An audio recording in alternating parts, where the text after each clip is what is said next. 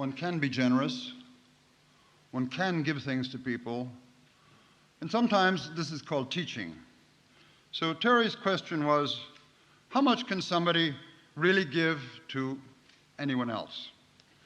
And I said, not much, not all that much. I have a very amusing thing that William remembered. Amused me that he remembered it in the last edition of the last words of Dutch Schultz, saying, or is it in Sideswiping? What is the name of that book, that photo book that was so great? Terry corrects me and says, that was Side Tripping, with photographs by Charles Gatewood, text by William Burroughs. And I said, yeah, Sideswiping. It says, and this was the dedication, for Brion, who said that he could not show somebody anything that they hadn't seen already. Well, the same thing seems to me true about any kind of teaching. I mean, nobody can give you the keys unless you know what a key looks like. And it doesn't necessarily look, as Korzybski said about a chair, this is anything you like in the world except a chair, that is the word chair. Well, it's the same thing about a key, except teaching anything is anything you like except what you expect it to be. And if you think it is something, your thought has been molded by that form, and you cannot, therefore, really... You say, I am a lock. Put in your key and turn me over.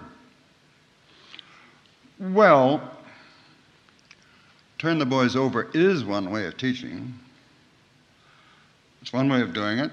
In fact, a great deal of Oriental knowledge has been passed on that way. A great deal of mystical knowledge. A great deal of Sufi discipline has occurred within that area. And there has been teaching, giving, passing from a teacher to an adept by the method of turn the boy over. Now, there must be other ways. There are other ways. There may even be better ways. And at that time, I was immediately complaining about these machines that we were working with that weren't working very well. In fact, this microphone here doesn't seem to be working as well as the other. Anyhow, I said, this sort of knowledge cannot simply be handed over to anyone who comes in and says, give me the keys. He comes in, if he's wiser, and tries to seduce his teacher. There are teachers who are beyond seduction, of course. We all know or have heard of some. And Terry says, you mean, in other words, that the knowledge is stolen? And I said, yes, essentially.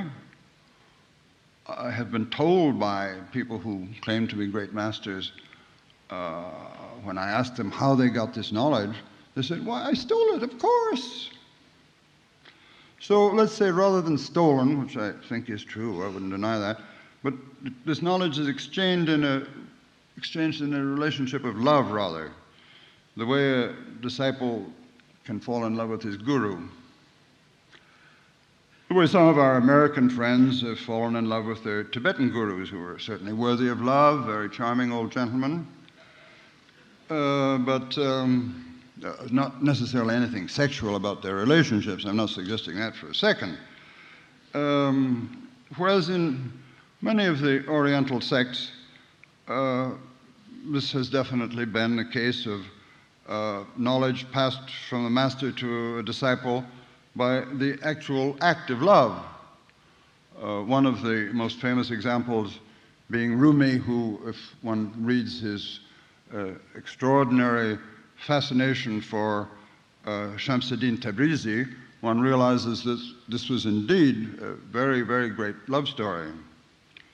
And in some of these other cases of history, this has been true as well.